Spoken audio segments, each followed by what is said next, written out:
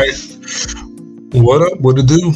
It's your boy Jay, and welcome back to a another unprecedented, unexpected chill stream with Jay. Uh, for those of you who will be here at any point in time, whether it be for the entirety of the show or for just a few minutes to stop by and say hi, or whatever the case might be, right? For any amount of time that anyone is here, I want to say in advance that God bless you. I hope you're having an amazing, beautiful, blessed day today. As always, I always hope and pray the best for every single one of you guys. And we have a few things to cover today. Some of the things I honestly wanted to cover a few days ago, but dealing with the permissions on StreamYard, on the free version of the software and the website, does make things just a tiny bit difficult. Not entirely, just a little bit. So yeah, we are dealing with that.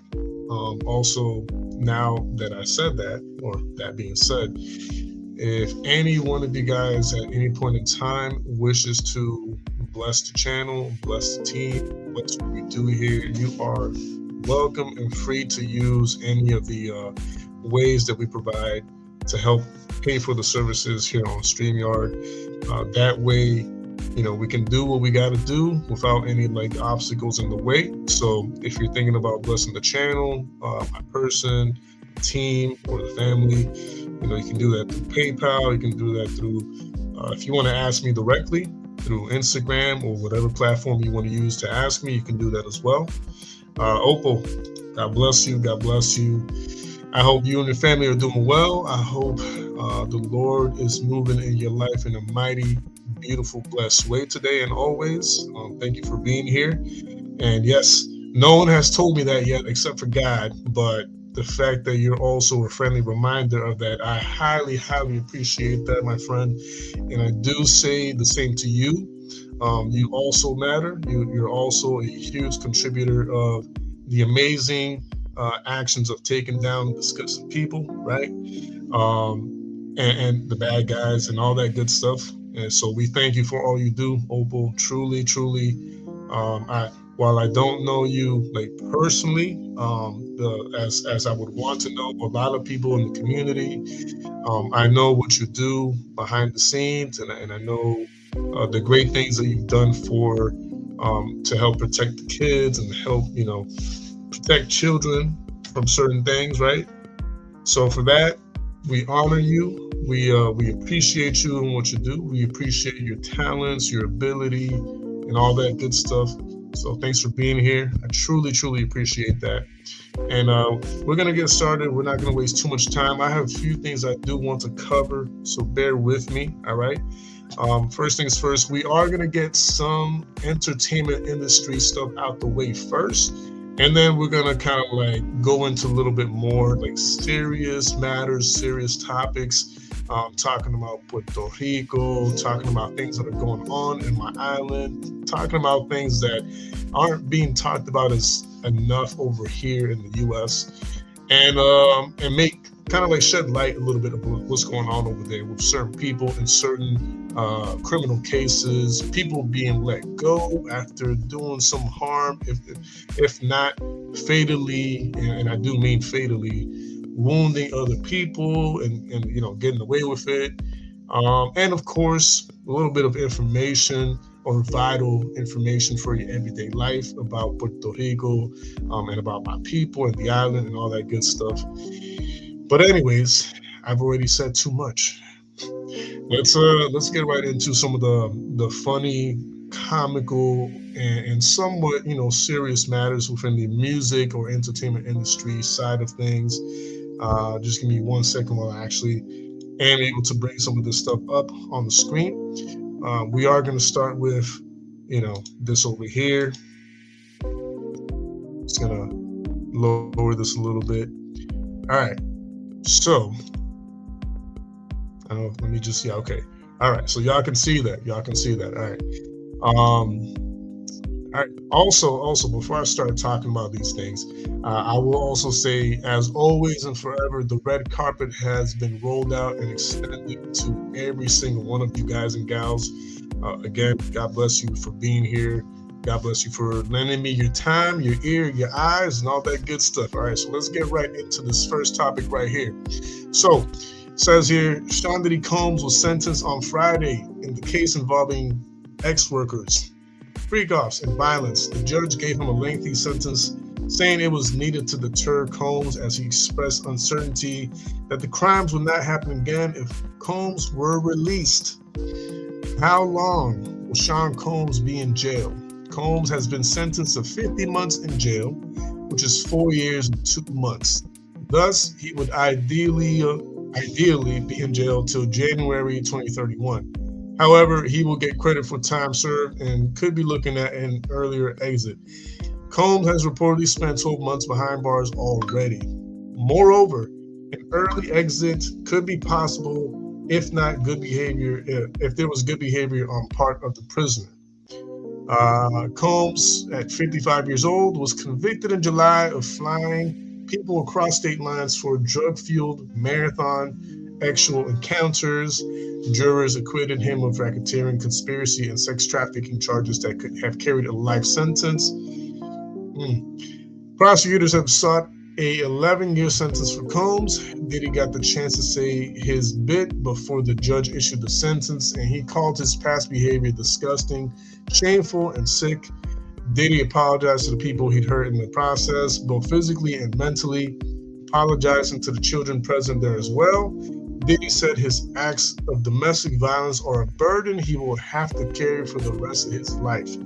Combs' lawyers made the argument that the actual encounters were consensual and wanted Combs freed immediately after more than a year in detention, which forced him to get sober and fueled his remorse. They played an 11-minute video in court Friday portraying Combs' family life, career, and philanthropy before his arrest. At one point during the video, Combs put a hand on his face and began to cry, his shoulders at times heaving. His almost 2-month trial in a federal court in Manhattan featured testimony from women who said Combs beat, threatened, sexually assaulted, and blackmailed them. All right, so let's talk about it, shall we? Let's talk about it. First things first. Let me put my face over here that way. Okay. So, yeah, man. Like, as we always like, when bringing up these topics, whether it be a singer, rapper, entertainer, celebrity, whatever you want to call it, right? When any one of these people are questioned, accused, tried and taken to court for any of these things, it's always not just like one person that like speaks up and stands up against them, and kind of like testifies and says, he or she has put me through this and that. There's always, whether it be a small or a large wave or domino effect of people that, also chime in and say, hey, that person isn't the only one, so am I, and so forth, right? So if there is a pattern, okay, and there's actual evidence, all right, and there has been many times over, especially with Diddy, where there is evidence, there's proof, there's receipts, if you will, right? Not just word of mouth, actual legitimate like evidence. It stands to reason that it's not just a bunch of people making things up for the sake of money. And that's one thing I wanted to touch on real quick, because so there's always going to be one person who's going to say, oh, it's a money grab. Oh, they're trying to get him for his money because he's so successful, blah, blah, blah, blah, blah.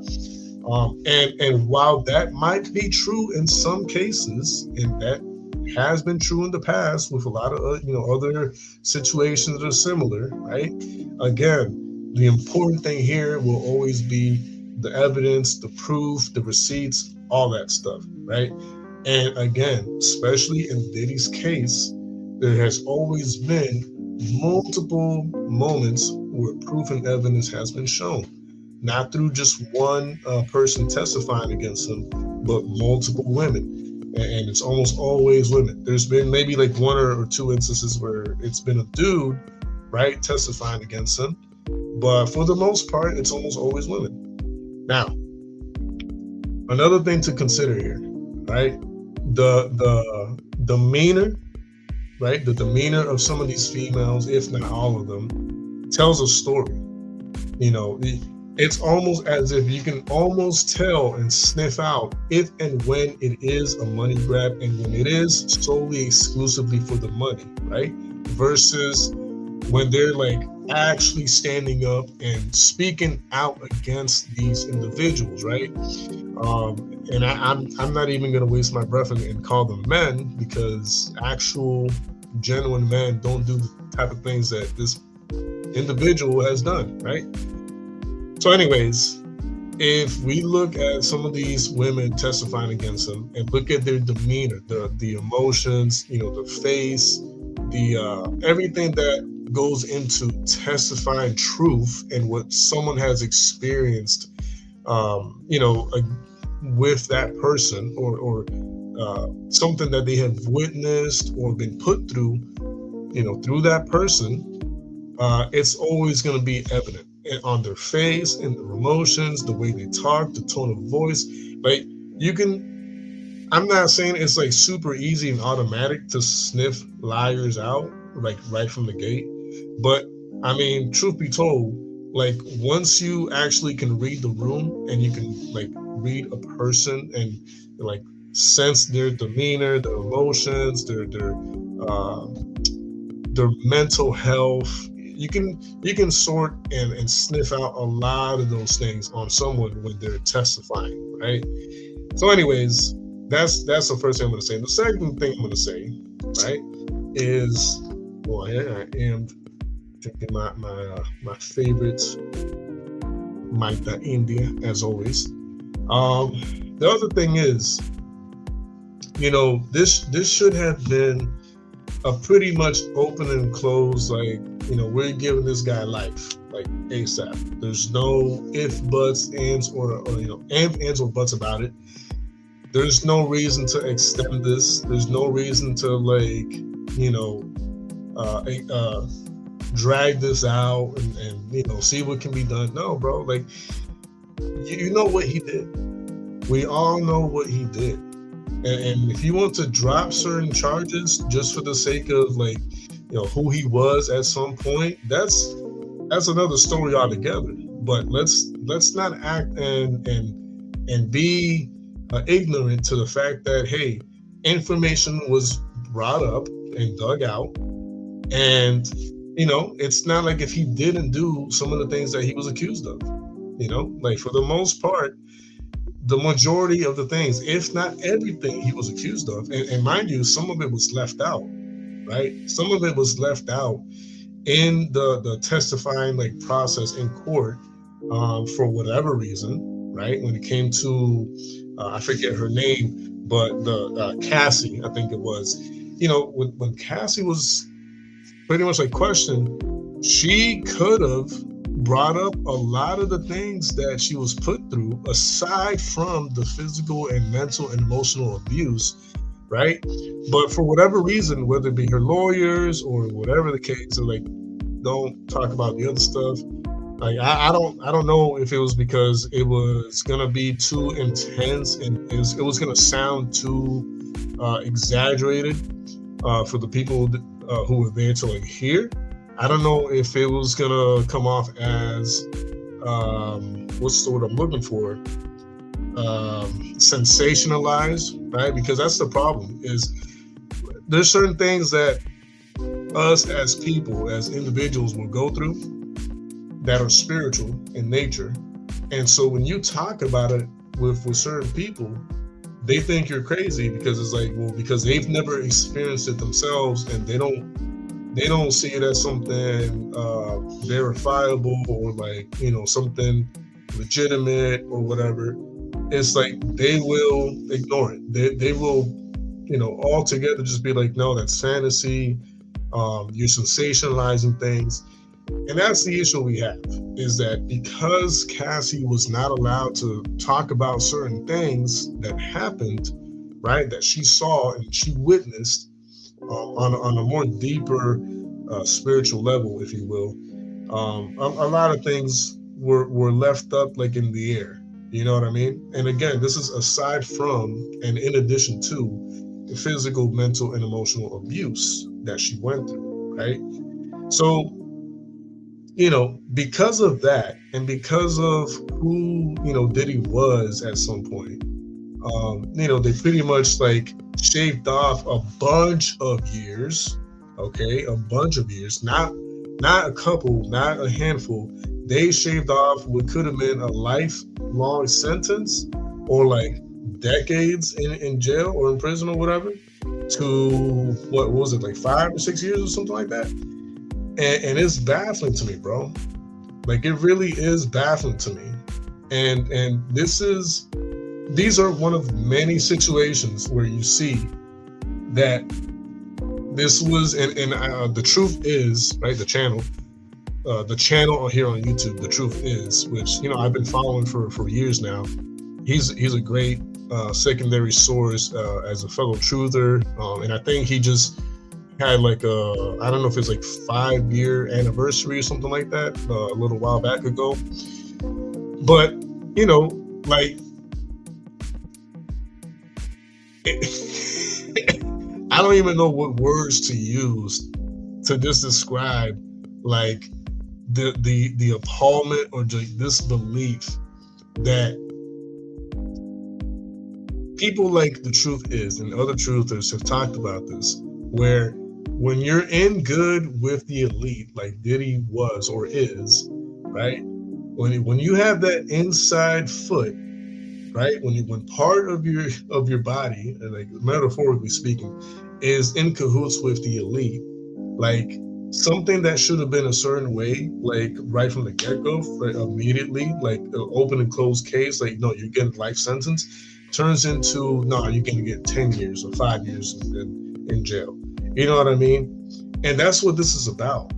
Multiple people here on YouTube have pointed it out and have, again, with evidence and information and all that, have pointed out how if Diddy would have kind of like kept doing his thing and not tried to overreach and not try to be greedy, right, and try to overstep his gains financially, he would have been fine. None of this would have happened. Like, no one would have looked into like his house. He wouldn't have been taken in.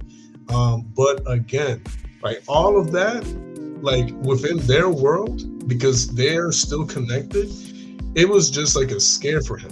They like the fact that he has been scrutinized the way he has up until now, all right, has been just a scare. The elite, this is everything that he's gone through, like going to court and doing some time or whatever, or whatever the case might be up until this moment with him, right, illegally, has been like kind of like the elite telling him like, hey, this is, you could have avoided any and all of this had you just shut your mouth, stayed in your place, you know what I'm saying, and just played your part. But you tried to overstep, you tried to overreach, you tried to be greedy, you tried to, go out of your way to try to get more than what we were willing to give you. And this is what you get. You know what I mean? Like all this could have been avoided. But at the end of the day, it's just a scare and nothing else. Once you are in cahoots with these people and you're tied to them for life, like people like Diddy are, like, while they will scare you, they're still gonna like somewhat have your back. Again, what could have been and should have been an open and closed case, like you're getting life, you're getting decades in jail, right? You're not escaping, you're not gonna see the light of day, has been turned into, no, you're gonna get 5 or 6 years. Why? Because none of this is gonna make sense to anybody. There's nothing anyone can. There's nothing that a lawyer can say, like, oh, this is why he got shaved. Like his time got shaved off a few decades. There's nothing that anyone could say or explain, even if they explain it like if I was like 5 years old. It's nothing. There's nothing that anyone can say or try to explain that would warrant, potential life sentence being shaved down to, like a handful of years. I'm sorry, there's just nothing anyone could do. And you could sit here all day and say, oh, you just don't understand the legal system. You just don't understand the statutes and blah, blah, blah, blah. You could say that all day. And we could be here all night and all week talking about laws and, the numbers of laws and yada, yada, yada. I'm telling you right now, no lawyer on earth is going to be able to not only explain, but effectively explain in a way that makes actual sense, why Diddy is not going to serve the amount of time that he should be serving, like, for what he did.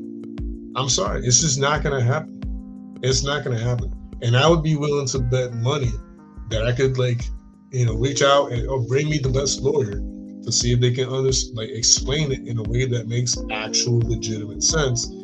And I would win, because I'm sorry, again, it just doesn't make any sense. You can paint it however you want to paint it. You could word it, phrase it however you want to. It's just not going to make sense. Period.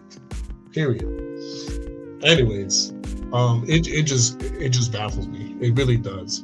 And I know it baffles every single one of you guys who have been keeping up with the case and keeping up with everything to do with that whole topic, and a bunch of other topics, of other celebrities going through similar things.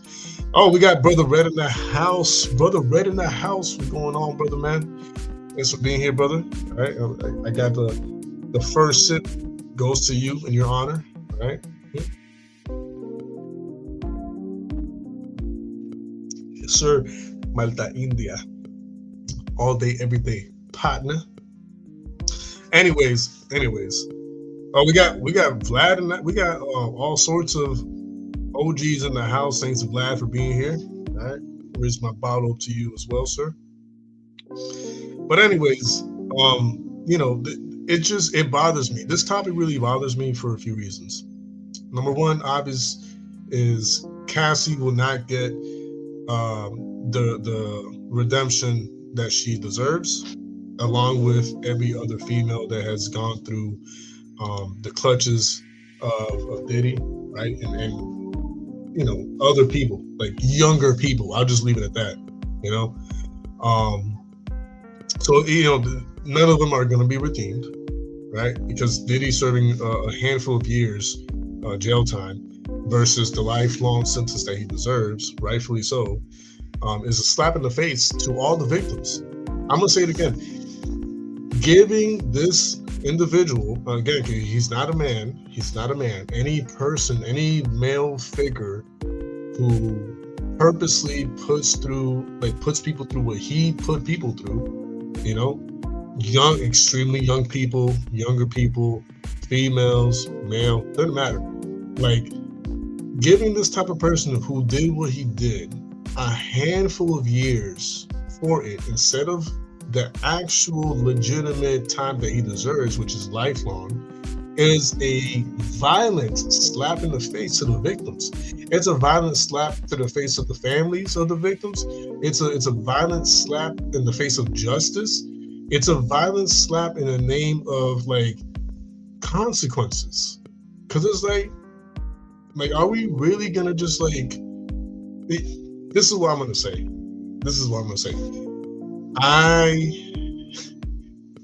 Just like on the island, right? Just like on the island in Puerto Rico, when justice isn't served correctly and fairly, with the legal system, right? And people like this get a handful of years or a couple of years for what they did, the street will take care of them one way or another. And this is not a threat. This is just real talk.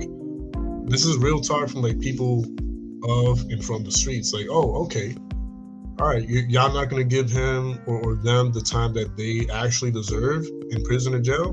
Bet. Okay, we're going to wait for them to come out. We're going to wait for them to be freed. We're going to be outside waiting, and we're going to take justice in our own hands. And that's not me talking. Like, I'm not going to do any of that nonsense, as much as I would love to.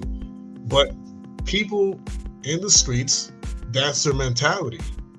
That's their mentality. It's like, oh, so justice and fairness isn't going to be served like correctly? It's not. Okay, cool, bet, no problem. We're gonna wait the 5 years. We're gonna wait the 5 years, and we're gonna be outside. We're gonna welcome him back. We're gonna welcome him back with open arms, full of bats. You know what I'm saying? Brass knuckles, pews, whatever you want to call it. We're gonna be outside waiting. No problem, Judge. You do your thing, brother man. You know, like, do what you gotta do. Give him the time you want to give him. No problem. You know, cool. Once he gets out, though, it's in our hands. And again, that's not me talking. I'm speaking on behalf of the majority of people in the streets. That's what they're thinking. They're like, oh, cool, no problem. Gotcha. Cool, bet. So, yeah. I just wanted to kind of like get this specific article and topic out the way to start things off. But be aware, like some of the things that I said about this specific topic does cross over to some of the other topics that I'm going to be talking about later on the stream that have to do with a lot of injustice happening on the island, right, of Puerto Rico. And the Gabriella's case and her murderer and all that stuff. And some of this stuff that I just said here does and will cross over to that topic. So just stay tuned. Don't go anywhere. Don't play. Don't hit the exit button. Matter of fact, hit the like button. All right. If you like what I said so far up until now, hit the like button. If you haven't subscribed, subscribe. Share this over to your family, your friends, your coworkers, your subscribers, whatever you want to call it. And let's get it going. So that was the Diddy topic, right? So let's move over to another topic, which is an interesting one. But all right, let me see if I can. I can't exit that. All right, let me see. Just make sure that y'all can see. Y'all can see it, right? Okay, good. So it says here, all right. Was YNW Melly stabbed 32 times in Florida prison? Debunking viral claim about rapper. All right, let's see what these people got to say. A social media post claiming Florida rapper YNW Melly, who is currently in prison on 2 first-degree murder charges, was stabbed 32 times in jail. One more away from the classical 33. Ain't that something? Ain't that something? It was almost 33. Almost. Just one more, you know? I feel like someone either messed up, you know, or it was like on purpose so that it wasn't so obvious. But anyways, currently he was stabbed 32 times in jail. The Post claimed that the incident took place during a fight where the suspect brought out a machete and stabbed the 26-year-old. His condition is currently unknown, the Post states. HT.com can confirm that the claim is false, apparently. YNW Melly, whose real name is Jamal Maurice Demons. You can't make this up, yo. I didn't even know. You can't make it up. Jamal Maurice Demons, okay, has not been stabbed in prison. A similar hoax about the rapper also went viral and then debunked in 2021. The post originated from the X account Tommy Go Brazy on Wednesday. It was viewed over 297,000 times as of this writing, contributing to the viral popularity of the claim. YNW Melly is incarcerated in Broward. I always get them confused. Sometimes I want to say Brevard County, which is an actual county, I think Miami, and Broward County. So Broward County Jail in Fort Lauderdale, Florida. where he's awaiting a retrial on double murder charges. He was arrested on the double murder charges in February 2019. Here's a viral post, right? Why YNW Melly's still in prison? He's in prison after his 2019 arrest for the October 2018 fatal shootings of fellow YNW crew members Anthony Sack Chaser. What a name, yo. Sack Chaser.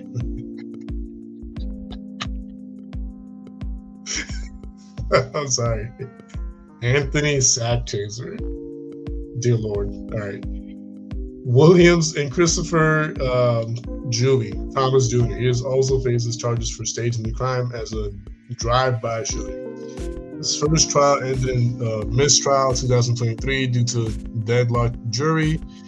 He remains jailed without bond while awaiting retrial, with prosecutors seeking the death penalty. Wow, interesting. The rapper has been lodged at the Broward County Jail in Fort Lauderdale, Florida, for the most of his arrest tenure.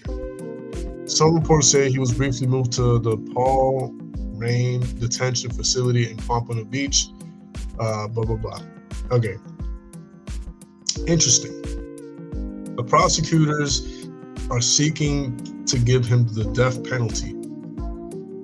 And listen, man. No bonus for that. Yeah, that's what I'm saying, though, right? Like, it's just one more stab with. Apparently, he was never stabbed to begin with, but if he was, that number 33 is so vital that it would have been a huge slip up, But anyways, I find this interesting because so no crime or sin is more or less than the other in a lot of areas, I would say. So, but let's see what happens. I think I would not be surprised if at some point they let this kid go too, or give him very few years and change the status of his time, right? And the time he's going to serve and all that stuff. Because again, he's one of he's part of the club. So I don't know, the fact that prosecutors are looking to give him the death penalty is odd to me. I think it's just a kind of smoke and mirrors type of thing, where we're gonna make the people think that we actually want to off him or whatever, but in reality, he's gonna be all right. I don't know. That's just my opinion, because of so many things. Whatever happened to the whole Balenciaga thing, where everybody was in uproar against it and burning off the products and the shoes and the bags. Everybody was standing up to Balenciaga. And then I come to find out, I don't know if it was last year or a few months back or whatever, everything's fine with them. They're operating like nothing ever happened. After everything that was exposed about them, they're carried on as if nothing. And that's the same sequence, and it's the same routine and vicious cycle for all these major brands that are good. They're in good with the elites, and all these celebrities and all these artists and all these entertainers that are in good with the elites. People will be in an uproar against them for a few days, maybe a few weeks, if you're lucky, a month. But then, life goes on. People forget. I don't forget. When it comes to that kind of stuff, I don't forget, right? And I know a lot of us here in the community, we don't forget. But for whatever reason, time passes, passion dies down when it comes to standing up to these major corporations and all these entertainers, right? And they get away with it. They walk away scotch-free. It's like if nothing ever happened, Yeah, man, it's the truth. It really is the truth. All right. So On a funny note, here we go. Let's here. I love. I don't like. I've never enjoyed making fun of people in my entire life. I think making fun of people is just straight up wrong, right? However, however, there are exceptions. Oh, if we out of here before that happens, that twist, don't worry about it. You don't have to worry about a thing. Like if we get to have that beam me up, Scotty moment, we're good. We're not gonna have to worry about that. So just make sure you're in that beam me up moment, right? Obviously, I'm joking around. Like I'm not saying. Like, by the way, I'm not a Star Trek fan by any by any means, but I've always liked that phrase, "beam me up, Scotty," or whatever, right? So, but if we're in the rapture, we're good. So just focus on making sure that you get caught up in that rapture, and you don't got to worry about the whole, fighting that great battle of Armageddon here on Earth. You know what I'm saying? So just make sure you get that first trip, that pre-trib first trip. Oh man.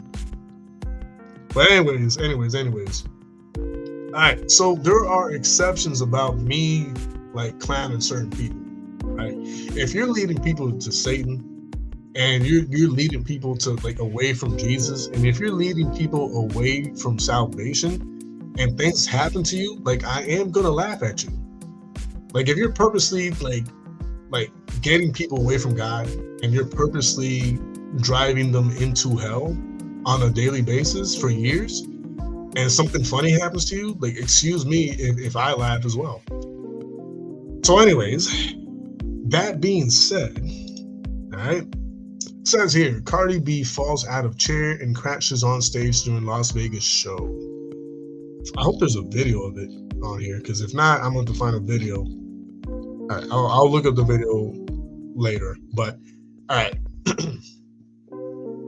Be careful. Cardi B fell off a chair mid-song during her concert in Las Vegas on Friday night. The rapper was in the middle of performing her Tatiana remix when she took a provocative pose in a metal chair on stage at the T-Mobile Arena in Paradise, Nevada. After she leaned back a little too far, the chair came crashing down on her and she toppled backwards. The good news, she didn't miss a beat, continuing her signature flow while lying on her back. Okay. After returning to her feet, Cardi joked about the tumble. That was the government. She yelled, that was the government.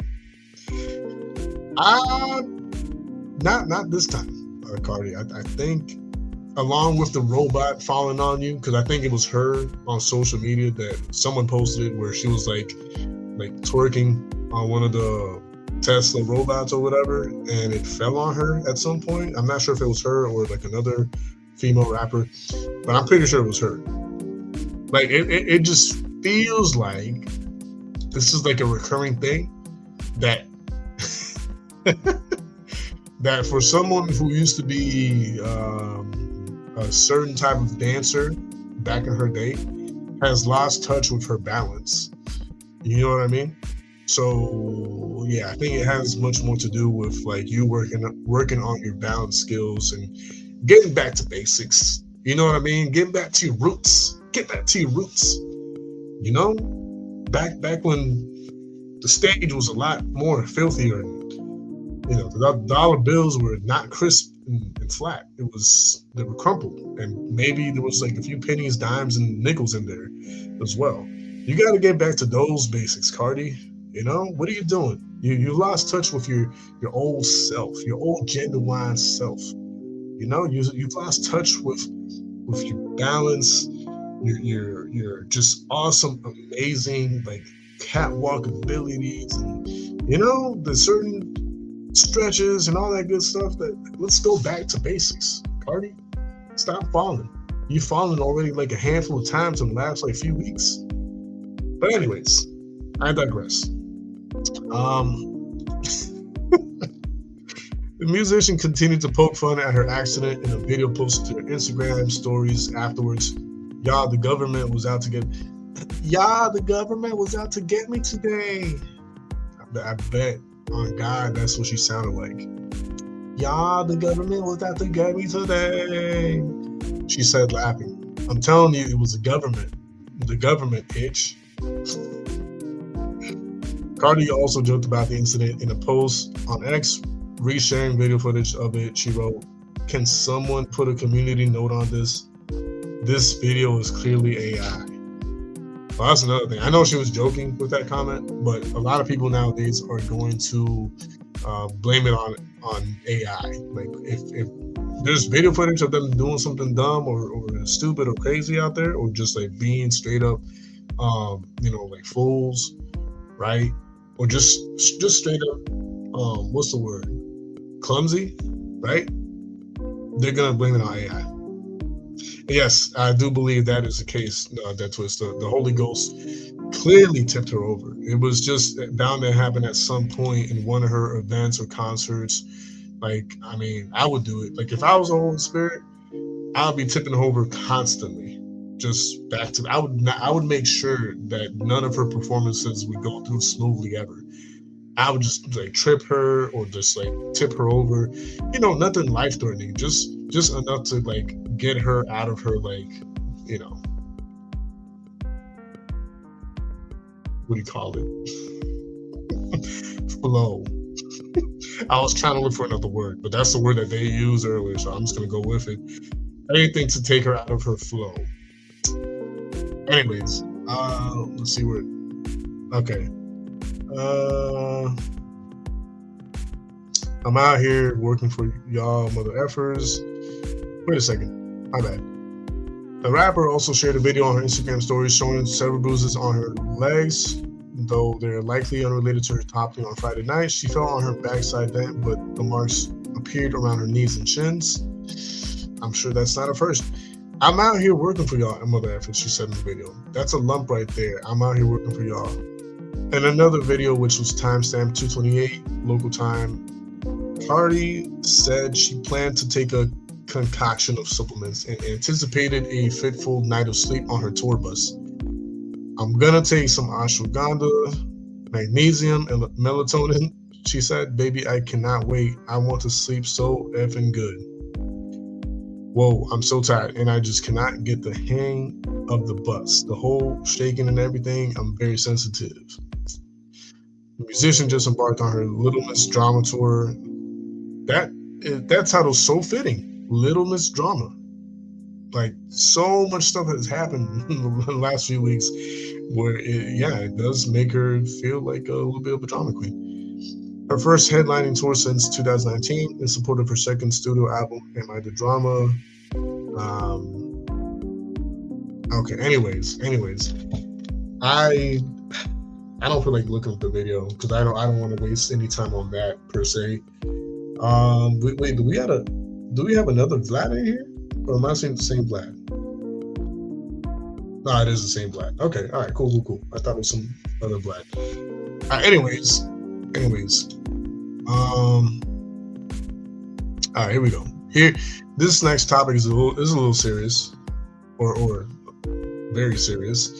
So, all right. So it says here, rapper Lil Jon asking for prayers after son DJ Young Slade is reported missing in Georgia. First of all, I didn't even know Lil Jon had a kid. Let's just talk about that for a second. This is how disconnected I am to these people, that I had no clue. I had absolutely no idea that Lil Jon had any kids at all. I'm not saying it's not possible or it's not like, okay, well, I can see that, because I could definitely see that. I just was unaware. So this has caught me off guard. But apparently, this is his kid, right? And rapper Lil Jon is praying for the safe return of his son, Nathan Smith, aka DJ Young Slade, after he was reported missing in Georgia.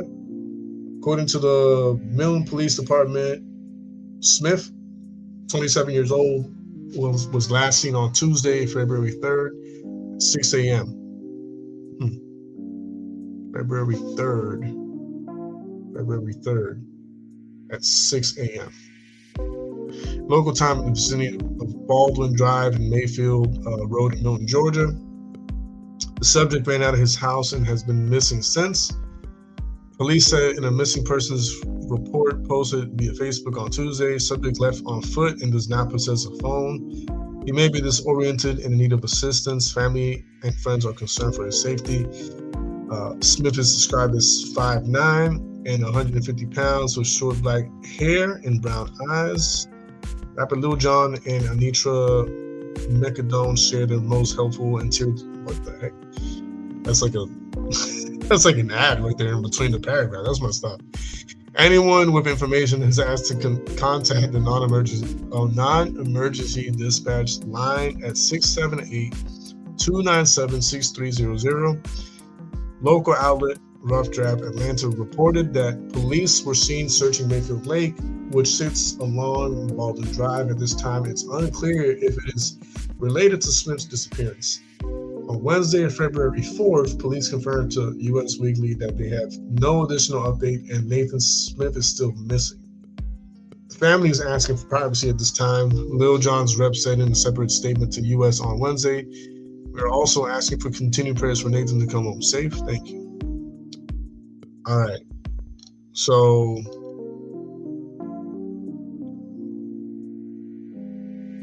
yeah.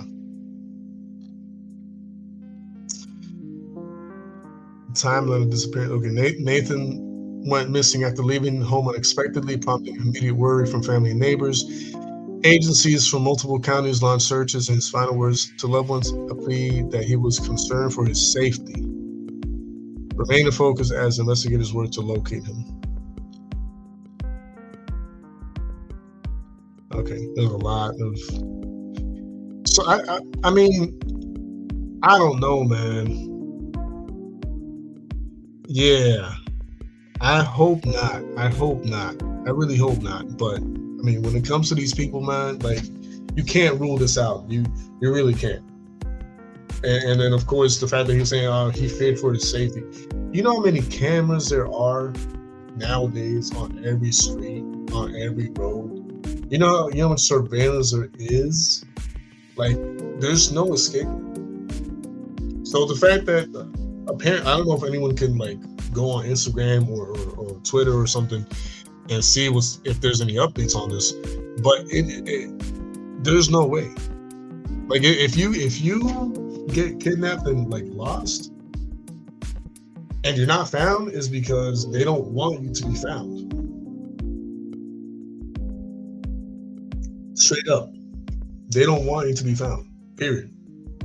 There's way too much surveillance right nowadays for someone to get kidnapped, and especially in that area where it's not like, you know what I'm saying, it's not like a third world country. It's a nice area, right? And yet somehow like they just can't find them. There's no video footage, there's no surveillance footage anywhere. Nah. No thanks. I don't think so. Now, if it is true, and this isn't one of those moments where it's like, you know, the usual typical routine that these people have, then yes, by all means, let's pray for, you know, the kids a safe return, and hopefully nothing bad has happened to them, right? Because, you know, we are for justice, and we are for safety, we are for protection, we are for everything good and holy, right? So if it is true that he is truly missing and he hasn't come back and he might be in trouble, let's, you know, as a people, let's pray that he's okay, right? But if it's the same old routine, the same old 1-2, then, you know what I'm saying? Like, maybe.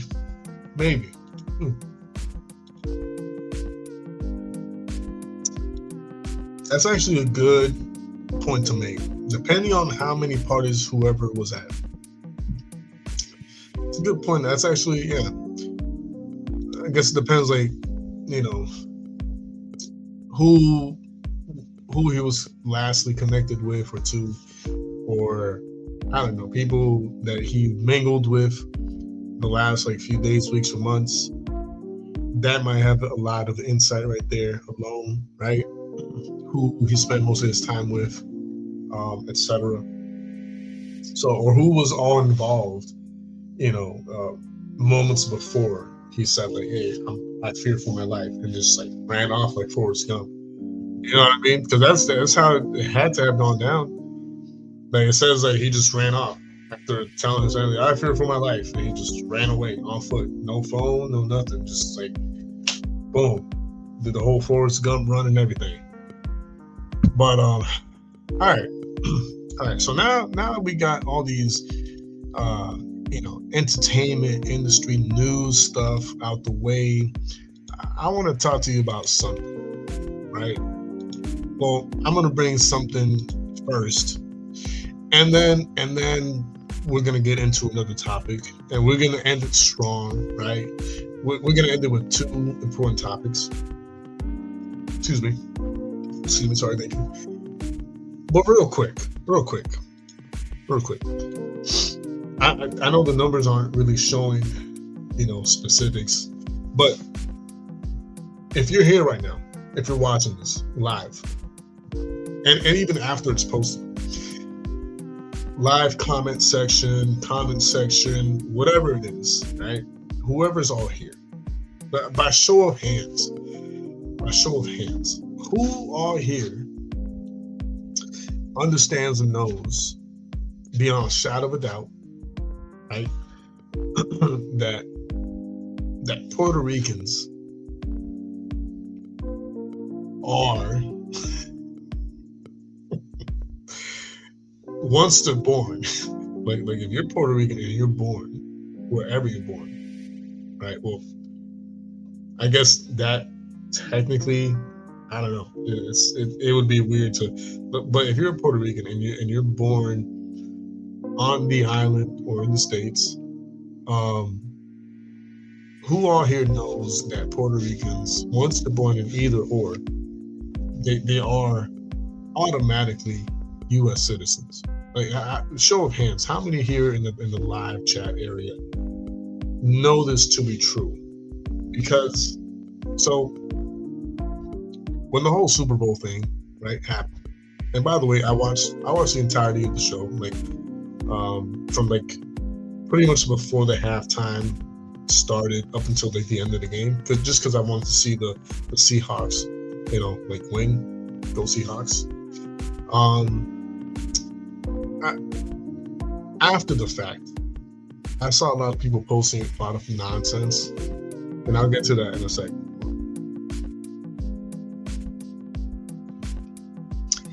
I saw a lot of comments and a lot of posts about very uninformed individuals saying really some really dumb, borderline like R word or R name remarks and comments that really confused me, because I was like, I thought we all knew. I thought everybody knew that this was the case, but apparently not. So apparently there's people out there, whether it be in the States or out the States, that don't understand and don't know that Puerto Ricans, since 1917, but even further back than that, 1892 or 1896, something like that, pretty much since it got conquered by Spain and by, the Americas, we have been, we've been like an unofficial colony to the States. And I say unofficial because that's technically not the correct term to use, but it's the closest thing to use when speaking of terminology of how like Puerto Rico is connected to the U.S. But yeah, we're U.S. territory since the late 1800s and no further than the 1917. And yeah, like if you're born in Puerto Rican, whether it be on the island or here in the States, you're automatically a U.S. citizen. I don't know how it would work if you're born outside, like in Europe or something, might be different. You might be born whatever, like a Canadian with Puerto Rican parents. I don't know. But all in all, if you're born on the island or in the States, you are automatically a U.S. citizen. Now, to further that information, I have a video that I'm going to share with you guys. It's pretty cool. And the guy does a great job at informing and illustrating the story of Puerto Rico from start to finish. It's pretty cool. It's pretty short. Like it's like 15 minutes or something like that. So I am going to play it. And, I guess for those of you who didn't know, it's a nice learning moment, to kind of like teach the history of the island and the people on the island and all that good stuff. Because it just bothers me a little bit that sometimes people speak without knowing and without knowledge and without information.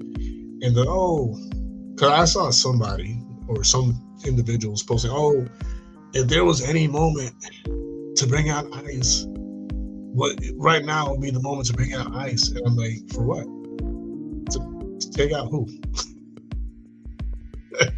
Because as much as a lot of us don't like Bad Bunny, me included, he's a U.S. citizen. There's nothing you can do by calling in ICE. So I just didn't understand the logic behind some of the comments that were being made. I was just like, But anyways, I'm going to share the video.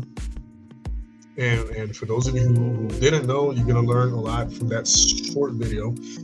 And then we're going to talk about something else that is going on the island that pertains to justice and a crime that was committed.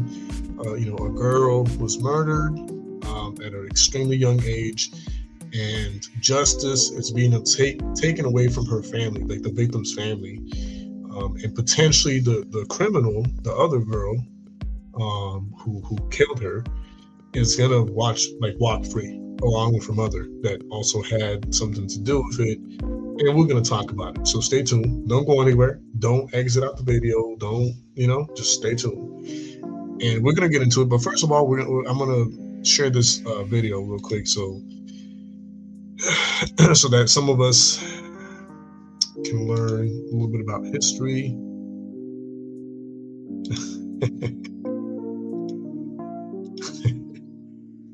All right, here we go. Well, let me lower the music in the background. Okay, that's good. All right, let me put myself lower. All right. Here we go. In the northeastern Caribbean sits a mountainous island called Puerto Rico, or as the Taino called it, Boriquen meaning land of the valiant Lord. Between Hispaniola and the Virgin Islands, it guards the doorway to the Greater Antilles like a stone lion at the entrance of the Caribbean palace. Before Spain imagined it, before the forts and cannons, this island was Taino land. Hammocks swung, cassava baked, and diplomacy was handled not by lawyers but by the noble ball game, a sport where honor was on the line and nobody yelled at referees because there weren't any. In 1493, Columbus returned to the Caribbean on his second voyage. Bigger ships, bigger expectations, and definitely bigger flags. The Taino carried diplomacy, tobacco, and curiosity. The first contact was polite, as first meetings often are, before history decides otherwise. Spain settled Puerto Rico in 1508 by Juan Ponce de Leon, the same Juan Ponce de Leon who later associated with the Fountain of Youth expedition to Florida 1513. Spain found something, gold, not mountains, not rivers glittering like El Dorado, just enough to make kings impatient and accountants hopeful. For gold, the Taino were forced into encomienda, a polite word for labor without the freedom to say no. Death arrived not first by sword, but by disease, coercion, and hunger. Then came rebellion. Early Spaniards in the Caribbean often claimed God protects them, Christians go to heaven alive, death is temporary, souls are eternal, saints resurrect, and Christ resurrected after 3 days. To indigenous listeners, this sounded less like theology and more like we are immortal. Europeans didn't intend it that way, but cross-culturally, that's what was heard. Enters Guebana, also known as Aguebana II, better known as Aguebana el Bravo, or Aguebana the Brave. Upon Aguebana I's death in 1510, his brother Aguebana the Brave became the most powerful chief in the island. He was troubled by the treatment of his people by the Spanish. He began to doubt their claims about immortality. To test Spanish claims of divine power, the Taino conducted a very literal experiment. They drowned a Spaniard named Diego Salcedo. If he resurrected, perhaps the newcomers were gods. He did not resurrect. Conclusion, mortal. Experiment complete. Salcedo wasn't captured in battle. He was invited on a routine trip, escorted to a river, and subjected to what may be the first peer-reviewed drowning experiment in Caribbean history. Christian doctrine holds that Christ rose after 3 days, so the Taino waited 3 days to observe the body. Nothing happened. With mortality confirmed, Aguebana II rallied the Caciques, chiefs, and launched the first recorded war in Puerto Rican history in 1511. Historians note that the war lasted roughly 2 years, though Aguebana II himself was killed during the conflict. His direct leadership likely lasted about a year, but the rebellion continued after his death. For nearly 2 years, the Taino fought through rainforest terrain while Spain deployed steel, horses, gunpowder, and mastiffs large enough to qualify as nightmares. The rebellion eventually collapsed. Spain claimed victory. Whoa. What's that? I just built a budgeting app in Base 44. Guys. In 1512, Spain passed laws of Burgos to protect Taino from punishments. By 1520, the Taino presence on the island had almost disappeared. With Taino numbers collapsing, Spain imported enslaved Africans, not for sugar, but for mining, cattle, and transport. In Puerto Rico, slavery fed soldiers, not Europe. Where Britain built sugar estates, Spain built walls and forts. Puerto Rico became the shield of the Spanish Caribbean, protecting treasure fleets heading from Mexico and Peru. Santo Domingo had gold, Haiti had sugar, Jamaica had profits, Puerto Rico had mountains and soldiers. The island produced small farmers instead of plantation aristocrats. In 1542, Spain issued the new laws that freed the Taínos as a last resort to save the dying Taino people, but it was too late.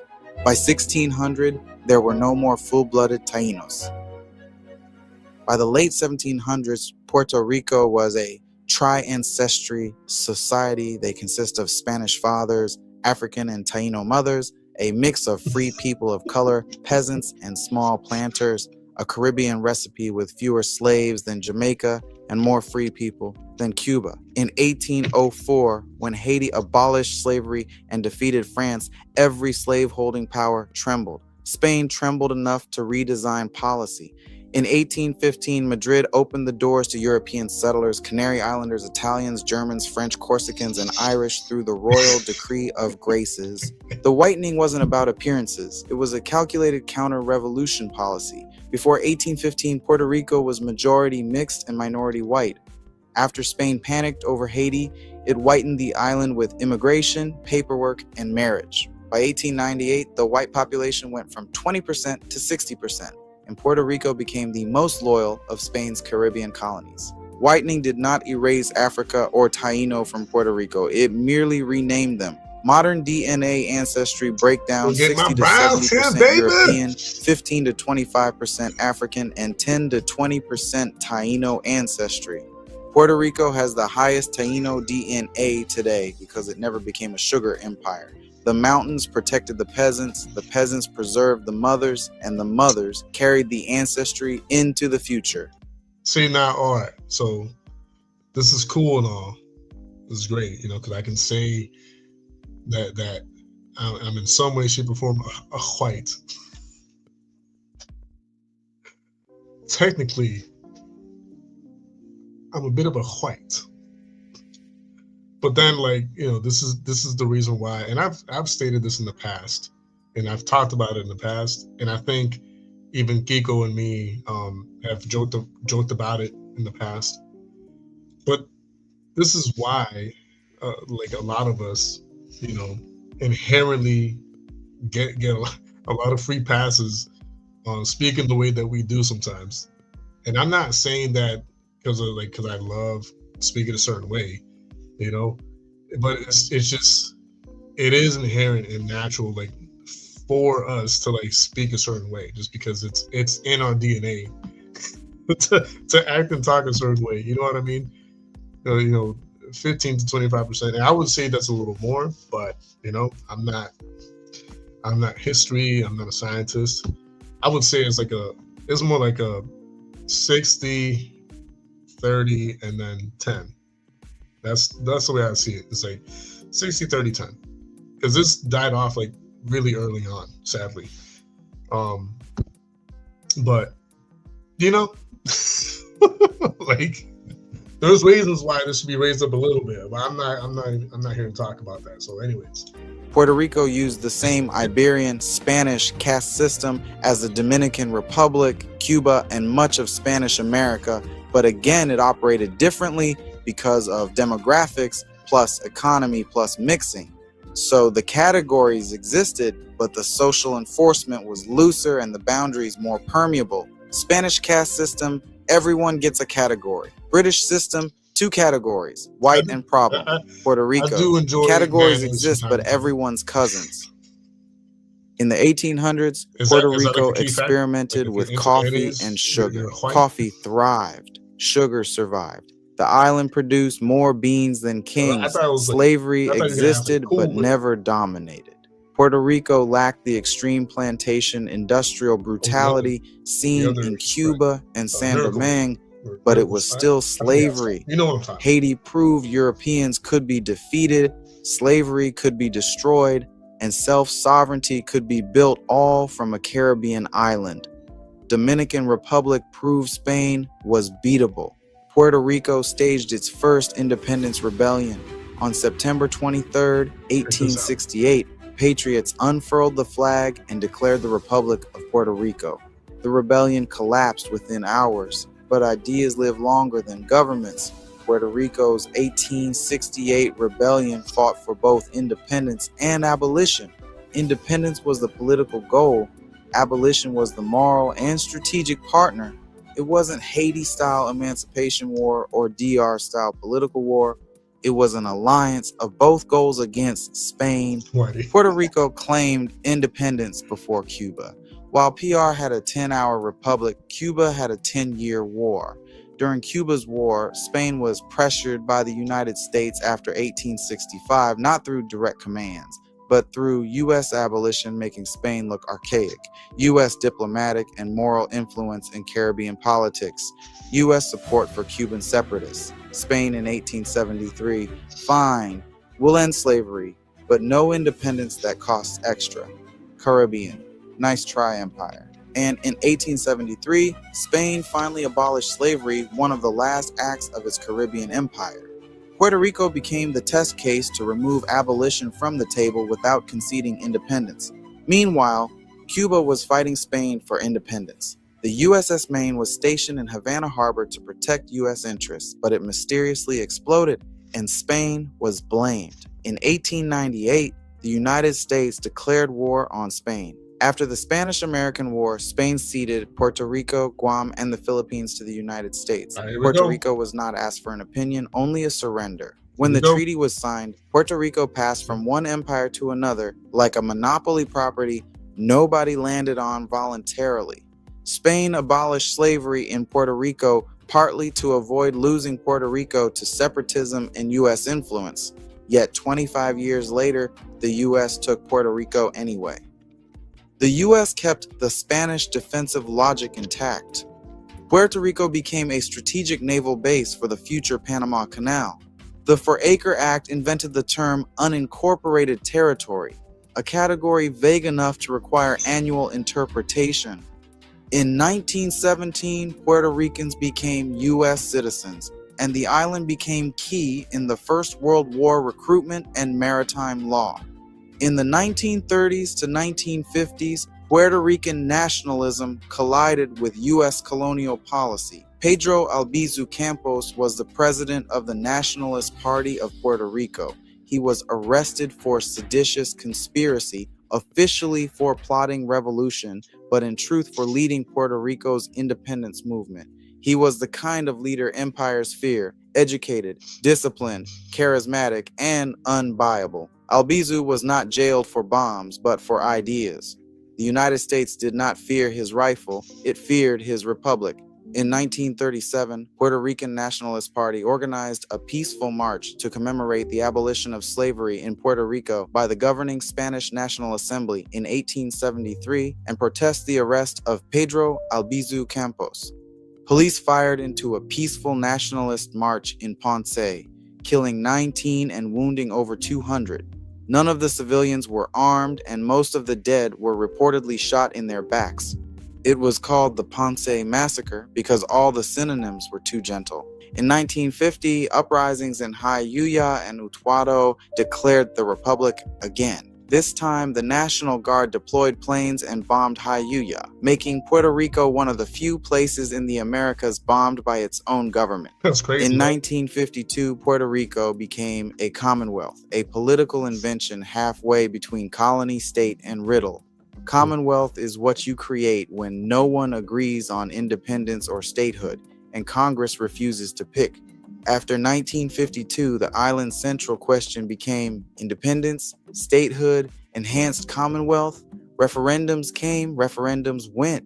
Congress observed politely, Puerto Rico did not win independence, but it won something harder. It stayed itself. It kept its language, its flag, its mixture, its music, its mountain towns, its diaspora, and its humor. Few islands can survive 4 centuries of empire and still sing in their own voice. 5 centuries produced a people forged from Taino resilience, African endurance, Spanish militarism, and European migrations, European fathers, Taino and African mothers, the genetic signature of a soldier labor colony. Puerto Rico never became the sugar baron of the Caribbean. It became something rarer, a fortress surrounded by farmers, ruled by empires, and carried forward by people who refused to disappear. Empires arrived expecting gold. Puerto Rico delivered resistors, coffee, political debates, and a status question that no empire has solved in 500 years. Across the Americas, mixture often came with fracture, caste against caste, color against color, revolutions against republics. Puerto Rico did something rarer. It turned conquest into kinship, labor into lineage, and 3 continents into a single people who call themselves Boricua. That is Puerto Rican pride, the pride of continuity.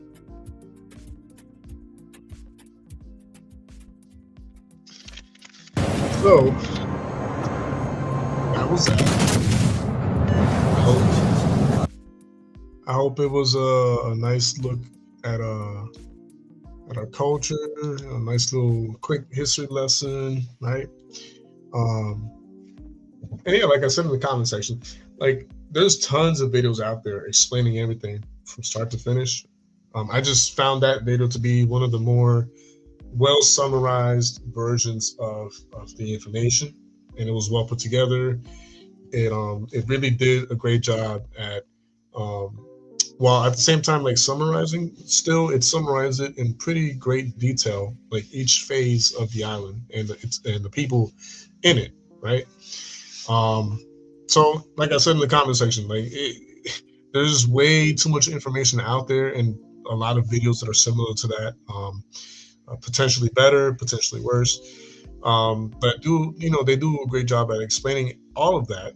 So there should be no excuse moving forward, but I'm sure there still will be. So, but I'm just trying to do my part and, just trying to keep the people informed and all that good stuff. So hopefully with that little video, everybody is now aware, hopefully. So anyways, I am going to bring up one more topic, and then I'll leave the stream open for a few minutes, or just like a hangout session with you guys for like a half hour or so. And then call it a night. But I do want to talk about something real quick. I just got to look it up. And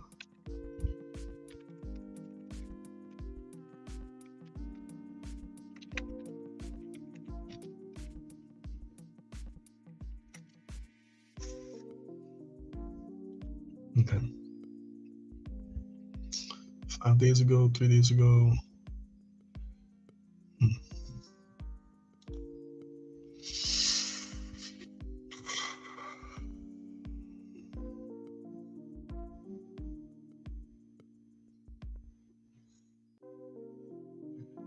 Okay.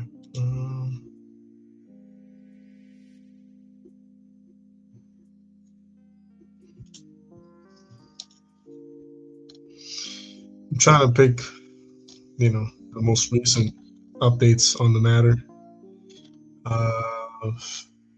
So, forgive me if I take a little while.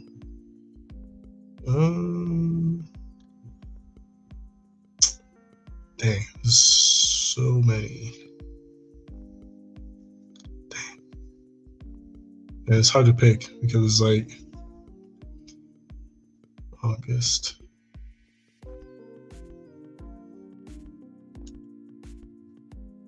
Okay.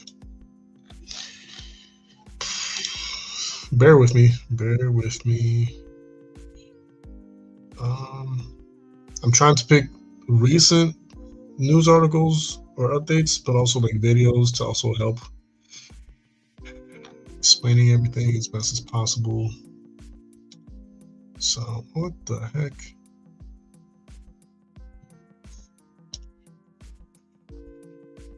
Yes, translated.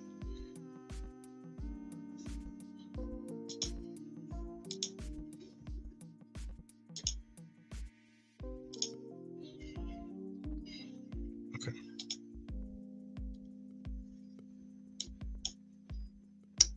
Let's start with this one, I guess.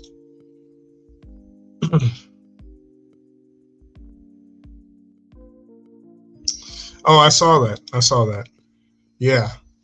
But I think so. It is back, and I've been watching it for the last like few weeks. But I think technically it's still, in some way, shape, or form, it's still shadow banned to the extent that he still won't get the YouTube partnership or something like that. But yeah, I did notice that, and I've been following him regardless. All this entire time, the amount of channels that he's had to build and form back and forth. I've been through all of it with him. So yeah, I know exactly what you mean. All right, so either way, wait, yeah, okay. All right, so I translated it in from Spanish to English. So hopefully, I know the video isn't gonna translate into English. I'll still hit play on it just because it's short, but then we'll go down and read the summary, right? Oh, vayamos. De condiciones cardiovasculares. That's Conoce los procedimientos y servicios en bayamonmedical.com. Vayamos. Somos los líderes de la salud. Bienvenidos. La vista preliminar contra Antoneishka Avilés por la muerte de Gabriela Nicole comenzó con el testimonio de una amiga de ambas. Gaba detalló lo que supuestamente ocurrió esa noche y la conversación que sostuvo con la imputada en la red social TikTok, donde supuestamente le exigió y citamos: tú vas a hacer lo que mami te diga. Bueno, y se alega que la testigo entró en contradicciones luego de esa parte del testimonio.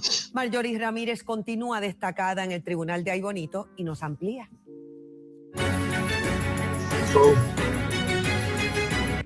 So real quick. So,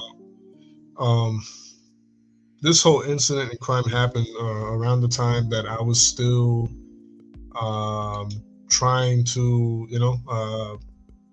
make things work between me and y'all know who. It goes without saying who I'm talking about. So at the time, I was not able to report on it. My mind was definitely not in the right place. There's no way I could have like focused on such an important matter. My all my attention, all my energy was into making things right, you know, with Emily and all that stuff, and all of my attention and efforts and was going like towards her and trying to make things right and trying to make things work.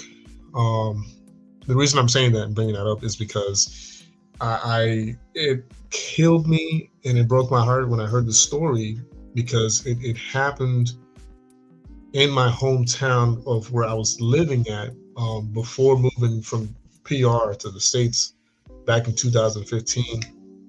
And you know, the girl who died is a family friend. I didn't know her personally because I had already left. But after I left, she and her family used to visit my church on the island. So my family at the time knew her and knew her family. So it was a small town, like most people knew each other. And this girl, I think she was like 15, 16 years old, like when she was stabbed to death. She was a family friend. And it sucks that I could not be there for her family. And after something so crazy like that, you know, a 16-year-old getting stabbed to death by another 16-year-old is crazy, right? A girl getting stabbed by another girl to death. And it really sucked because I was in no condition to be there for like this girl's family and talk with the family and try to, you know, give some type of comfort or refuge, right? Emotionally. I was in no shape to do any of that. And it breaks my heart because it's like, you know, all your attention, your energy, and your life is like poured into like one thing, and things around you happen, things like this happen, and it's like you don't give it any attention, even though it's like a really heartbreaking story, a really, you know, again, my family knew her family, like we were family friends. And it's like I wasn't able to be there for the family, right? And it's really depressing to know that. And a lot of things happened around that same time, where again, all my attention and efforts and energy was poured into, you know, my situation at the time with family. And you know, at the end of the day, I don't even got nothing to show for it. And so I lost every way possible. I don't have anything to show for my effort, but also I wasn't able to be there for family friends either. So it's kind of like, you know, it sucks. But yeah, all right, back to the video.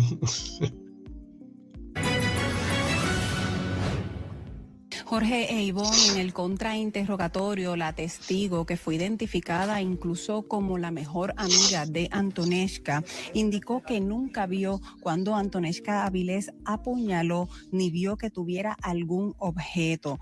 Tampoco indicó que la vio sangrando mientras se alejaban del lugar donde ocurrieron los hechos ese pasado 10 de agosto, que fue en lo que ellos conocen como el desvío. Asimismo, indicaron que no se puede confirmar que los mensajes de texto de Antonieshka con esta testigo haya sido la imputada quien los haya escrito cuando le indicó que hiciera lo que su mamá Elvia Cabrera le dijera, esto luego de la muerte de Gabriela Nicole. Escuchemos parte de lo que dijo la defensa una vez culminó este testimonio. Unos mensajes que comienza la propia persona que los está enviando y mensajes de los que nunca había hablado. Además, si son tan contundentes esos mensajes, porque no los presentaron. La fiscalía no los presentó. Hay múltiples contradicciones. Ella las ubica en otro lugar, no ve ningún objeto, ve una cartera diferente, ve personas diferentes, no habla nada de ningún carro. O sea, las contradicciones son Son dos escenas distintas. Cuestionaron además de cuándo la testigo fue llevada al cuartel por su padre, que fue el 11 de agosto que le hicieron las advertencias en Miranda, y fue el otro día, el 12, que le tomaron la declaración que ella firmó, indicando así la defensa que pudo haber tenido tiempo para dialogar con sus padres. Mientras tanto, en horas de la mañana, la testigo, a preguntas de fiscalía, narró la serie de peleas que hubo esa noche y el momento en que Antonesca le dijo que había apuñalado a Gabriela Nicole. Veamos. ¿Qué pasó una vez subieron para allá arriba?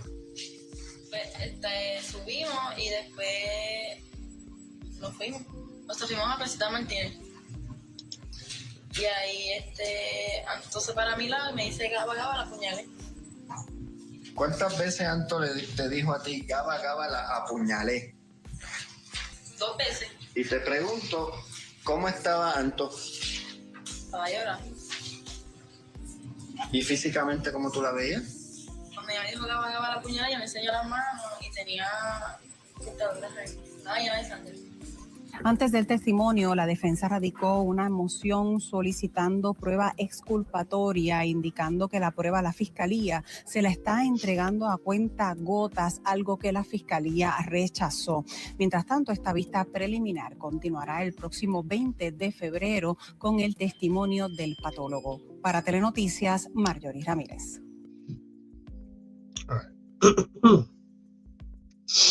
So we're like Elige más con Oriental. Suma cuenta libre 5 con days cuenta away otra y obtén más. from- Podrías ganar hasta el from another hearing, but the preliminary hearing against Antonesca Aviles Cabrera, accused of the murder of Gabriela Nicole Prats, continues this Thursday in the Ay Bonito court. A friend of the accused and the victim recounted in court the series of fights that occurred on the day of the murder. When asked how she would describe her relationship with Antonesca, she replied, "We were friends," which caused the young defendant to burst into tears.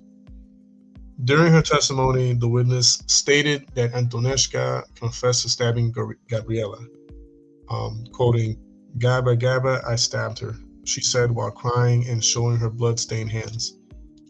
The legal proceedings began last Tuesday with the questioning of one of the witnesses, Betsaida Caratini, who was Pratt's aunt by marriage. She recounted how an argument arose between the defendant's sisters and the victim's sister, at which point Gabriela intervened to defend her.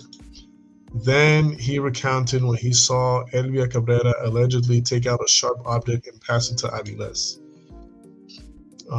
She opened her purse, rummaged around, grabbed it, and pulled it out, she recounted, referring to Cabrera. Gabriela was facing her, Antonesca. She raised her hand and started hitting her from above like punches.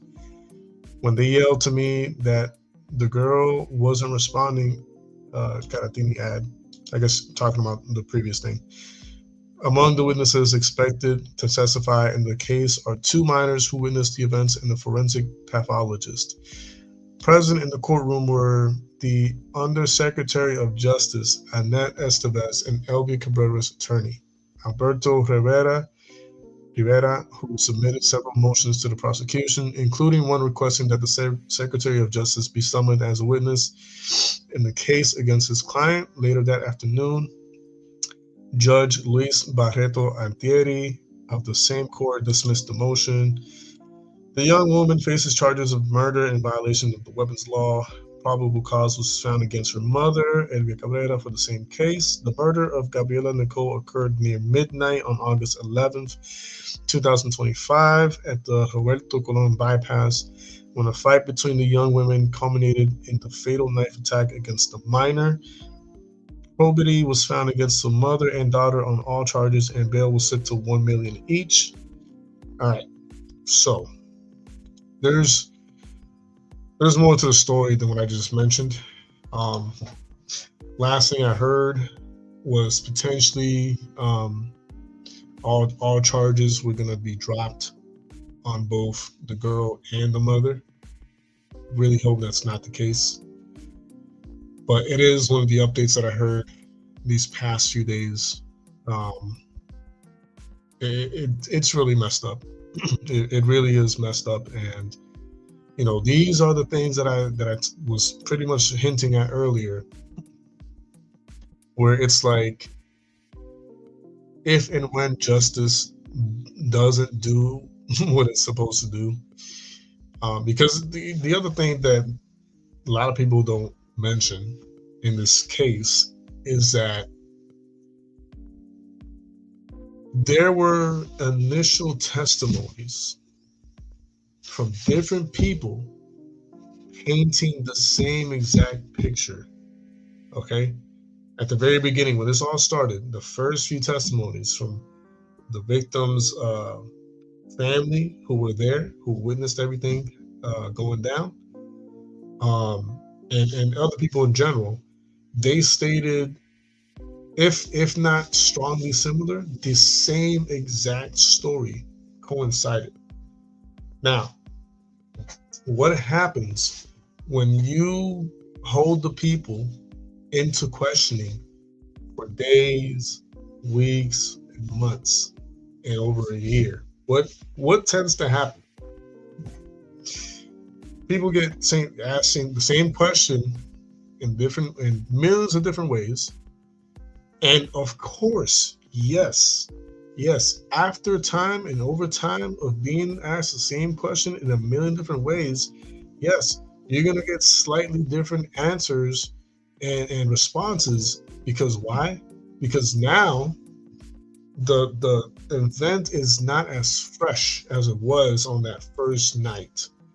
That first night, what was said on that first night was the freshest, the most in the moment reaction, response, what was seen, what was heard, what was experienced. You're going to get the closest thing to the truth in the first few nights of the actual event and the actual murder versus a year later. Because a year later, you've questioned the witnesses or whatever a million times from a million different angles. Yes, the information is bound to get distorted in some way, shape, or form over time. You know, as no matter how much you try to like replay what you saw and heard, like when it happened, when you have someone, you know, throwing in things that don't matter into the questioning and getting you to kind of like interact with those unnecessary questions, yes, you're going to get a slightly different response and answer from these people. And my thing is like, yo, why not record these first testimonials, put them out into the public, right? So that the public has this transparency of the recollection of events and testimonials from these witnesses from the get-go to the public, right? So that everybody can hear what these witnesses are saying from the get-go and not have to be redacted by, you know, legal teams or whatever, versus keeping everything a secret and having the opportunity as police, as lawyers, as whatever, to distort the truth over time. Like, I have a problem with that. I have a problem, like, when you keep everything a secret like that and keep it to yourselves and do all this questioning and these unnecessary questions and throwing in things that don't matter or unnecessary just to get a different response or a different answer, right? It bothers me. And it should bother everybody, because it's like, why aren't we taking what was initially stated? Because again, it's the most freshest in the moment experience that these witnesses experienced. Like, you're not going to get any closer to the truth than what's initially said. That's just the truth. Because again, you just literally got done experiencing it. So there's no way of you having that much time to make up stuff along the way versus a year later. You know what I mean? But anyways, yeah, I got like one or two. Yeah, okay. This is another one. All right. That's the girl that got murdered, by the way. This right here. These two pictures. Layla, come down from heaven. Plea from the mother of Gabriela Nicole, a young woman murdered in Puerto Rico. Lisandra Lisa Rosario, mother of Gabriela Nicole. The 16-year-old girl was murdered on August 11th, 2025, allegedly by Antonieshka. Allegedly. It's not alleged, but okay, whatever. And Elvia Cabrera Rivera posted a heartbreaking message on social media this Friday. This document was published at a time when Rivera's trial is scheduled to begin with jury selection. It's so hard to wake up and every day and not see you. It's so hard to go on with my life without you. You're the only one who deserves justice. They killed her in the worst way. They are unforgivable. She didn't deserve to die. Layla, come down from heaven. If it's just for a little while, and hug me tight. I need you. I love you, princess. He added.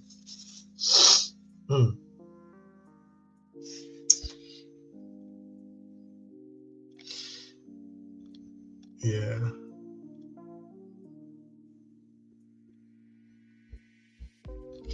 It's just crazy to me. Like, I'm not even gonna bother putting the video because I know y'all gonna be like, oh, what'd she say? And it's really not summarized what she said per se. So, but it's pretty much restating like what was said previously from the other article that I brought up earlier. So, anyways, I think y'all pretty much know what I mean with everything that I just shared about that case. Yeah, it really sucks. It's really sad. It's depressing. It was totally unnecessary. And yeah, it's just dumb. Like, I wonder if this gets, okay, there is captions.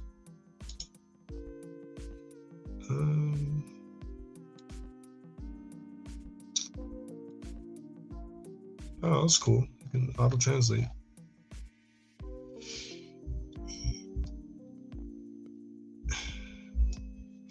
I was gonna say there's no English. All right, let's see how good this does. If you're watching this still, I'm gonna try to put the video where a little bit more is talked about, I guess. All right, here we go. Gabriela Nicole Prats tenía solo 16 años, soñaba con estudiar psicología y estaba a un día de cumplir 17. Pero la madrugada del 11 de agosto, su vida terminó de una forma brutal. Fue apuñalada 8 veces tras una fiesta en Aybonito, Puerto Rico. Lo que comenzó como una discusión entre jóvenes se transformó en una pesadilla. Pesadilla.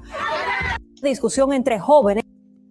So initially, like, everybody was like making fun of her, the murderer, because she kind of looks like Wednesday from the Addams Family, and it's still a running gag, you know. But that's like the only, if I had to like look for like the bright side of things, it's like, well, yeah, she kind of looks like Wednesday from the Addams Family, so yeah, kind of makes sense. Psycho. Okay. Se transformó en una pesadilla.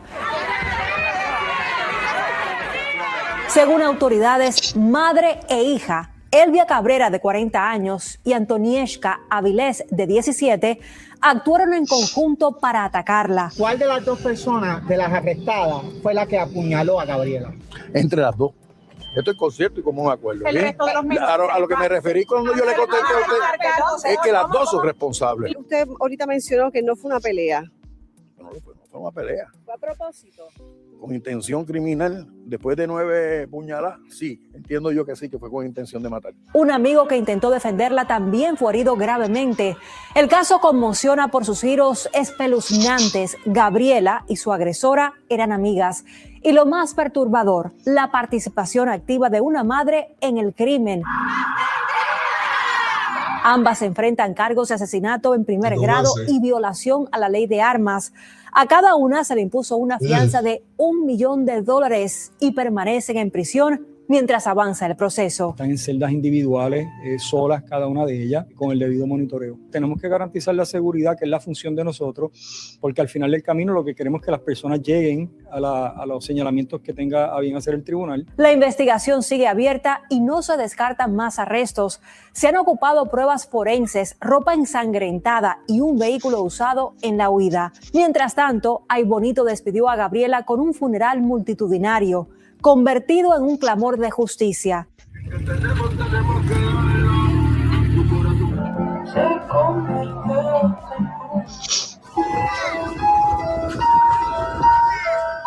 Lo que parecía una amistad terminó en un asesinato que refleja hasta dónde puede llegar el rencor y la violencia. Puerto Rico llora a Gabriela Nicole y exige respuestas. Yeah, so yeah, that really is all you can do is just pray for the families. But it's like we just want justice. Like it's like the lawyer says, like after 9 stabbings, like maybe possibly potentially you might be able to get away with like an accident with just one stabbing, you know, like you know, it was an accident or whatever. 9 stabs, not 9 stabbings, and it wasn't, you know what I mean? It wasn't intentional for like trying to kill this person. Well, there's no, I'm sorry, maybe you could justify maybe potentially like 1 stab, right? As in call it an accident, but after 1, it's like, yeah, but it's like I said, like people from back home, you know, it's pretty. This is what I was alluding to earlier when I said that, you know, the people looking for street justice for the Diddy situation. On the other side of the coin, people back home on the island, you know, are also wanting street justice for this situation, because I will say, you know, I don't see, if this girl and her mom get let out, right, and they get freed and acquitted of all charges and stuff, and they're let go of, it's gonna be satisfying on the street, because there's people already like looking to like, you know, whoop they ass once they get out. So they're just kind of like it. They really are in like against the sword and the wall, like in between the sword and the wall in this situation. Like if they get jail time or whatever, but they don't get life, then whenever they're released, they're gonna get what's coming to them, right? Eventually. But if they get let go of and they get acquitted of all charges, they're really gonna get what the people want to give them. Yeah. What the heck? Is that real? I don't think that's something I could share on here, but if that's true, wow. Oh, Lord. See, and these are the moments why the Bible says, like, if it weren't for moments like this, you know, if it weren't for things and situations and moments like this, God's coming in return would be delayed, or they're not delayed because of situations like this. They're speeding up because of moments like this, is what I'm trying to say. So, but anyways, I'll stay for like another 10 minutes, right? So 10 minutes for just chatting up with you guys and just catching up with, you know, stuff like that, updates of wherever you're from. Like if you're from a certain city or town or whatever and crazy things are happening, by all means share it and we'll talk about it real quick before I leave. Wow. I feel like that this has been like a recent constant vicious circle of like, you know, criminals just doing the wildest things and just getting away with it. These last few years have been insane. Where it's like there's no actual justified consequential consequences. No, there's no like legitimate like understandable, like justifiable, fair consequences for these criminals. It's just like, whoops, I stabbed the guy 15 times, but thanks for letting me go. Like that's what it feels like. Like, and it does feel like it's on purpose. Like it really does. It's insane. It's insane. And then like I feel like, I guess people who aren't actual criminals, if they were to kind of like do something similar, right? No, those people who are actually normal, right? And just did something just to test the waters. No, I'm sure they would get sent like a life in jail or whatever, like lifetime in prison or however you phrase it. You know, it's like, what's really going on now? Like, what's like, I feel like we're getting real close to this weird era where we're gonna start seeing what I warned about a few years back. Y'all remember when I used to talk about the people from MAPS and how eventually they were gonna reach the point where it's like they were gonna get legitimate legal like rights and opportunities to do what their community is trying to achieve. It's gonna get to that point. He attacked 2 C words, 7 and 8. The 8, so the 7-year-old died, and the 8-year-old got hurt bad but lived. I don't know, man. I'm just gonna say, make sure that you stocked up on defense tools, if you know what I mean. Defensive tools, right? Get your defensive tools in order. Make sure that you get them legally. Make sure you got the paperwork in order. Make sure that you get your license in order. Make sure everything is good to go, and make sure you have tons of the 7-year-old's okay. Make sure you have your defensive tools in order, but also make sure you have your defensive projectiles in order as well, right? So do with that information what you want. Yeah. Fishing rods, for sure. Fishing rods, you know, bait. Get your fishing rod, and then get tons and tons of worms. Okay, get your ammo. You know, talking about worms. Get your ammo ready, right? Get your worms ready, and make sure you got buckets load of them. Make sure you got, I don't know, maybe a trunk full of them. You know, because you never know how many fish you're gonna have to catch out in the wild. You know, so yeah, I just hope everybody is preparing for what's to come. I hope everybody is prepared for protecting, you know, your livestock, your precious property, right?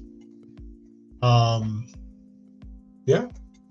Just go out and get you a nice big fishing stick. Get you a few fishing rods. You know, just a few short, a few long, because you never know. You might want a short one just because you don't want the hassle of a big one. Yeah. Come on, we're talking about fishing here. You know, fishing. Come on, DT, fishing. Everybody knows about fishing. No one has a problem with fishing. You know, worms. Come on now. Come on.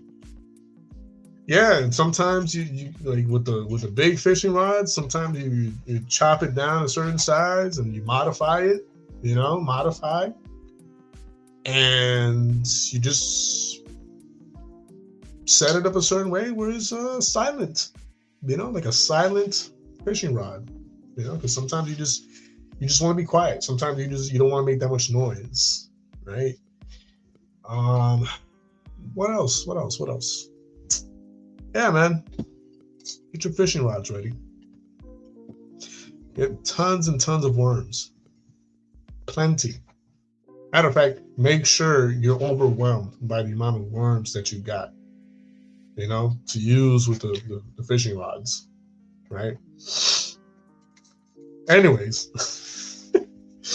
I got like 5 minutes on here, so because I am starving, I'm not gonna lie, I am gonna pass out if I don't eat something sometime soon. But yeah, man, yeah, just be ready. Just everybody be ready. Make sure you practice your swing, or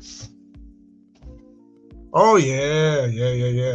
That actually, I meant to bring this up last time. I don't know if I did. Maybe I did, but yeah. So speaking about that, I have mine. Where did I put it?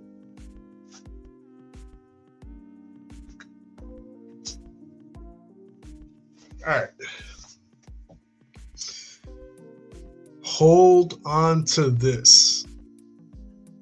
Okay? If you have a personal Bible, if you have a study Bible that you've had for years already, that you bought years ago, right? Hold on to it. It's mental, emotional, spiritual gold. And if you don't make it on that first trip, right? On that first trip, you're going to want nothing else than to have this in hand. This is, has anybody ever seen the Book of Eli? Anyone here? Show of hands. Anyone who has seen the Book of Eli, or the Book of Eli? It's pretty much like at some point, if you don't go on that first trip, right? That pre-trib, but pre-great trip, because there's a difference between tribulation and great tribulation.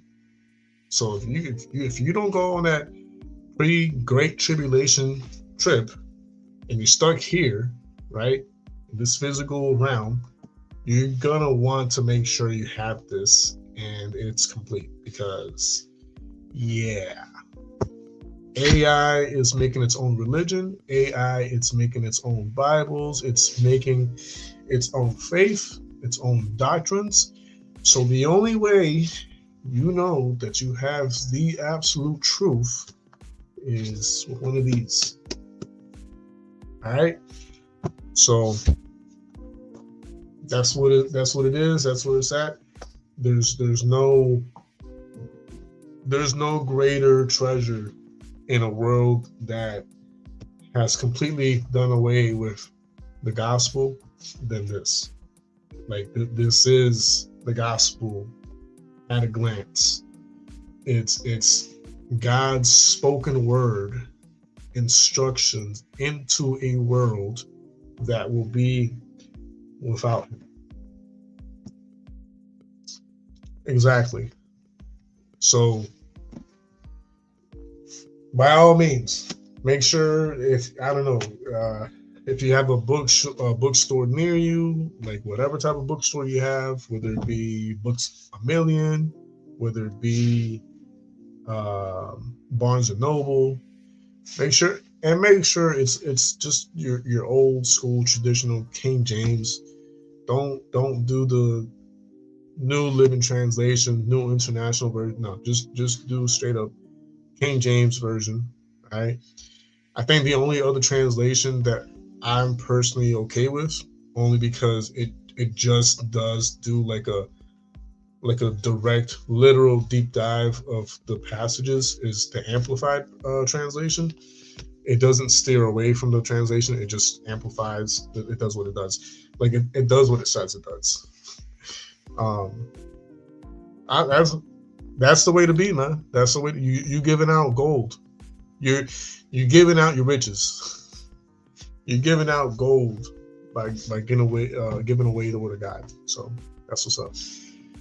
But anyways, if anybody has any petitions, any prayer requests, y'all can type it in the live chat or in the comment section, or you can DM me, whatever you want to do. Please make sure you pass this stream forward to your friends, your family, your coworkers, your neighbors. I think, these chill streams are a good way to kind of like land people on a common ground with certain topics, and that way, we can build on the community. So, oh dang, comic book size. That's crazy. That's pretty big. That's what's up, though, man. That's what's up. All right. Well, God bless every single one of you guys. Thanks for being here. DT, thanks for being here. Jeez. Who else? I know Opal was here. I know Vlad was here. I know Red was here. Who else was here? I don't think it's going to say everybody that was here, but to all those who I just mentioned, thanks for being here. Those who were here and I didn't see the name of, thanks for passing by. I appreciate it. I hope you all have a beautiful, blessed day today. And as always, God bless you guys. Got nothing but love for every single one of you. And I hope we can continue these chill streams and just dig into topics and just share our thoughts or our opinions, our heart, right? And just build on the conversation. I love to hear what you guys have to say about certain topics. I love hearing and reading y'all's opinions in general. So, as always, whether it be in the live chat or in the comment section, please always share your thoughts and opinions and your heart on every topic. And let's build on the conversations. Let's build a community and all that good stuff. So this is Jay. Love you guys. God bless. And until next time, peace out.